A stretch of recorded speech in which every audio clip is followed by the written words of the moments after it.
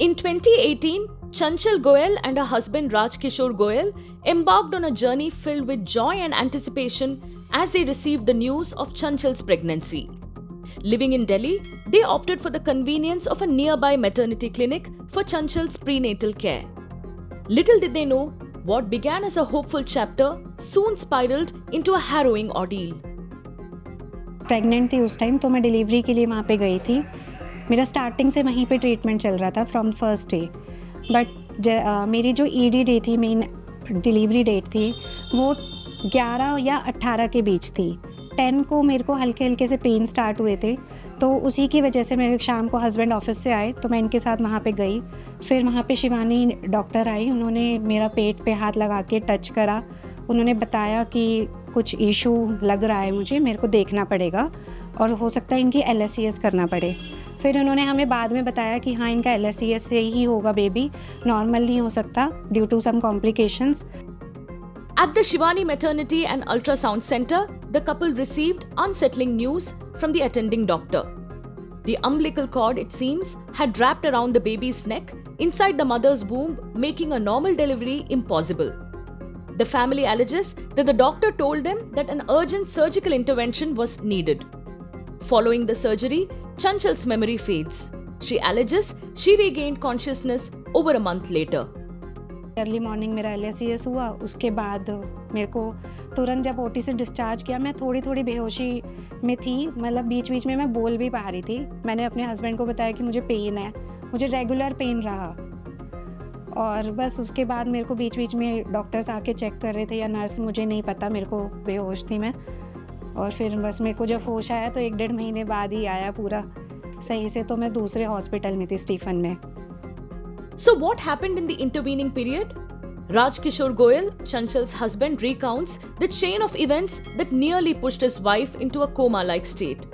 As Chanchal underwent surgery, complications arose, plunging her into a dangerous medical situation. मेरी wife conceive हुई तो मेरे को बहुत खुशी थी और मैंने नियरेस्ट, एक्चुअली मेरे पास कोई नहीं था, तो मैंने नियरेस्ट शिवानी मैटरनिटी चुना कि भाई पास में है और सही ट्रीटमेंट हो जाएगा. वहाँ एक ही डॉक्टर है, सुनीता गुप्ता, बस, और कोई डॉक्टर ही नहीं है वहाँ पे. और अल्ट्रासाउंड करते था उनका हस्बैंड मुकेश गुप्ता. 10 जनवरी 2018 को ये बताया, इन्होंने कुछ चेकअप करा और ये कहा मेरे से कि बच्चे की गले में नाल फंसी हुई है जिसकी वजह से आपकी वाइफ का ऑपरेशन होना है. ठीक है, और ऑपरेशन बहुत मतलब जल्दी होना है, तो आप पैसे जमा करा दो. और इन्होंने मेरे को रूम में शिफ्ट कर दिया था, मेरी वाइफ को, और रूम में मेरे को फर्स्ट फ्लोर पे दिया था. नीचे ना जीने से चढ़ी थी मेरी वाइफ, ना वहाँ पे रैंप है, ना लिफ्ट है, ना कुछ भी नहीं है. अगर जब नाल गले में फंसी हुई थी तो मेरी वाइफ का वेट क्यों किया गया, रात तक पूरी रात वेट क्यों किया गया. 11 जनवरी को फिर ऑपरेशन हुआ. 7:30 बजे रूम में शिफ्ट कर दिया मेरी वाइफ को. उसके बाद मेरी वाइफ कंटिन्यूस पेन चिल्लाती रही और मैं इनको मैंने हर बार जब मेरी वाइफ ने मेरे को बोला तब मैंने इनको बताया डॉक्टर को, सुनीता गुप्ता. लेकिन सुनीता गुप्ता नहीं आती थी, एक नर्स भेजती थी ऊपर. आज भी जाके देख लो, नर्स का कोई रिसेप्शन नहीं है कि कोई बैठने की सीटिंग नहीं है. नीचे एक नर्स है, वो ही OPD देख रही है, वो पर्चे बनाती है. दूसरी बात, जब मैं गया हूँ तो कभी डॉक्टर नहीं आया देखने. 2 बजे के बाद भी मैंने रिक्वेस्ट करी है तो डॉक्टर नहीं, सोने चली गई 2 बजे भी.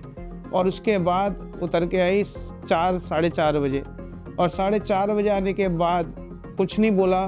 लेकिन आधे घंटे बाद ही मैं जब रूम में था, किसी के साथ आई जिसका नाम मेरे को पता चला कोई भारद्वाज डॉक्टर है वहीं का, इनका दोस्त. मेरे को कहा सब बाहर हो जाओ, कि सारे बाहर हो जाओ, हमें देखना है.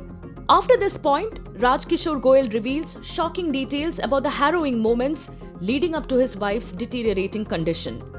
He alleges that the hospital carried out the surgery without an ICU, and when there were complications in the procedure, the doctors simply told him to take his wife elsewhere. 6:30 बजे के बाद इन्होंने मुझे एक इंजेक्शन के लिए अपने chamber में बुलाया. कहा कि एक इंजेक्शन आएगा बाहर से, लेकिन ये नहीं बताया किस चीज़ का इंजेक्शन, क्यों है। इन्होंने कहा हमारे पास नहीं है, आप इसे बाहर से ले आओ। मैं साहिल मेडिकोस कृष्णा नगर से 3700 रुपये का इंजेक्शन लाया हूँ, और मैंने लाने के बाद इनके हाथ में दिया डॉक्टर के। इन्होंने लगाया नहीं लगाया ये आज तक नहीं पता मेरे को।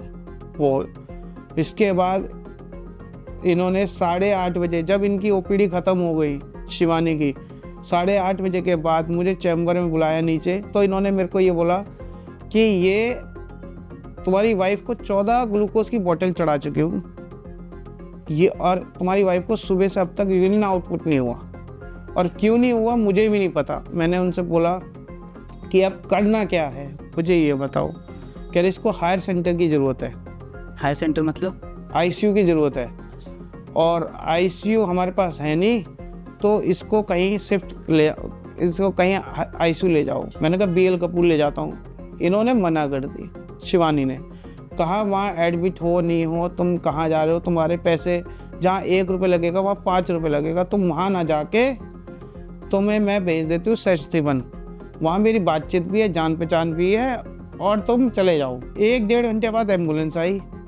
उसके बाद मेरी वाइफ को आज भी जाके देख लो आप, जीना कितना छोटा है। अगर 2 एक साथ भी चढ़ जाएं, मेरी वाइफ को कपड़े में डाल के नीचे खींचा है जैसे कोई लाश खींचता है, इतनी बुरी तरह। और वाइफ ने चिल्लाया भी, वाइफ रोई भी कि दर्द हो रहा है, और उन्होंने कपड़े से पकड़ के खींचा। और मेरी वाइफ को सर्दी लग रही, कंबल मांगा, इन्होंने कंबल देने से मना कर दिया कि हम कंबल नहीं देंगे। इन्होंने ये शिवानी के यहाँ क्या रूल है कि कुछ ब्लैंक पेपरों पे साइन कराते हैं। अच्छा। और कुछ पेपर होते हैं और कुछ ब्लैंक पेपरों पे साइन कराते हैं। तो मतलब इतना किसी ने कभी कोई ध्यान ही नहीं देता किसी के साथ ऐसा। मैंने कहा आपके दिमाग में नहीं आया कि कभी नहीं आया साइन? नहीं, मेरे ये फॉर्मेलिटी है, बुकलेट होती है और इस बुकलेट पे साइन कर दो। Raj Kishore explains that his wife was taken to St. Stephen's Hospital's ICU and she was put on a ventilator. She stayed in the hospital for a little over a month, with nearly 20 of those days spent moving between the ICU and the ventilator.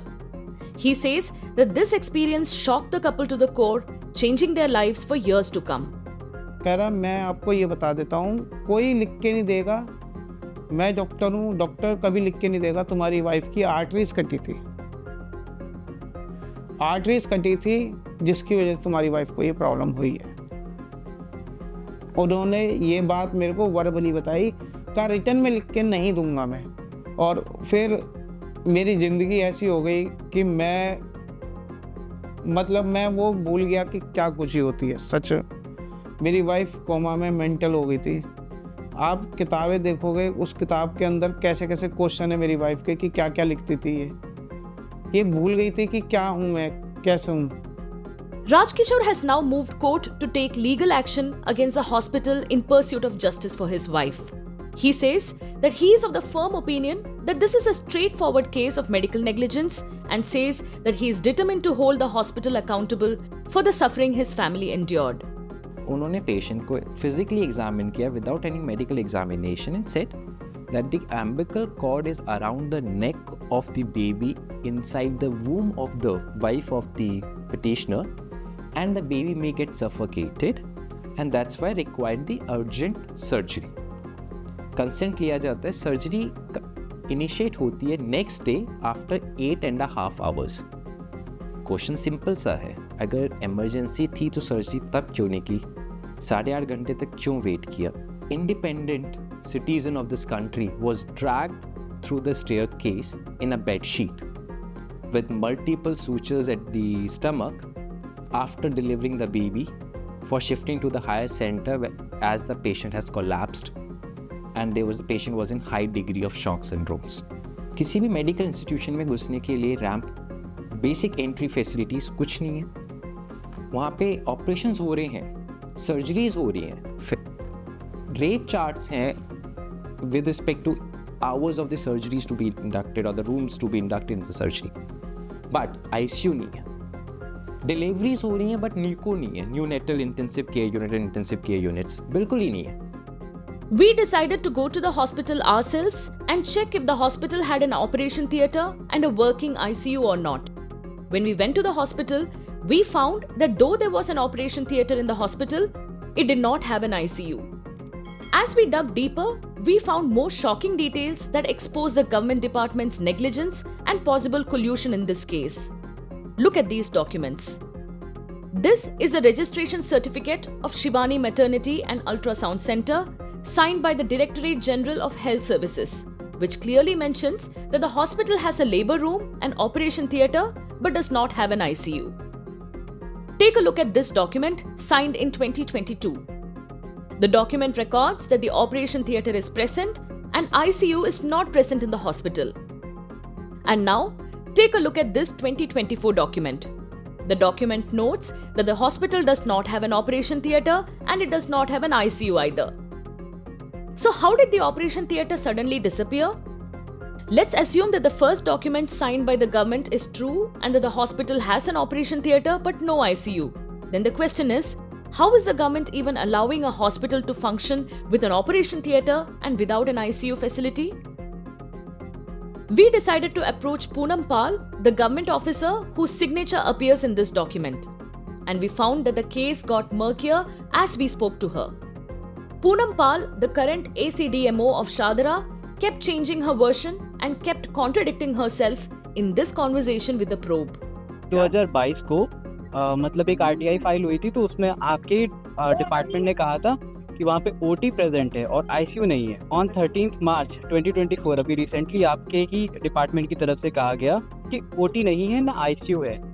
But जब मैंने physically वहाँ पे visit किया तो मैंने पाया कि वहाँ पे ओटी है और आईसीयू नहीं है.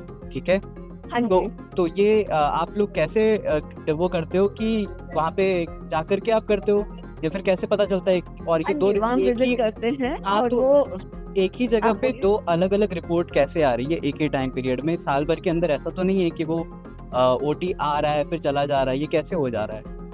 नहीं, वो हमने रिपोर्ट नर्सिंग होम सेल भेजते हैं, वहाँ से एक बार बात कर लीजिएगा, क्योंकि फाइनल हम तो इंस्पेक्शन करके रिपोर्ट भेज देते हैं. एक्चुअली वो एक जो भी है नर्सिंग होम सेल वाले आपको बता देंगे. हमने दोबारा इंस्पेक्शन करके वहाँ रिपोर्ट भेजी, क्योंकि वो शायद कुछ वो नर्सिंग होम. हाँ जी, हाँ बोलो. हेलो. हाँ आप बोलो. हेलो.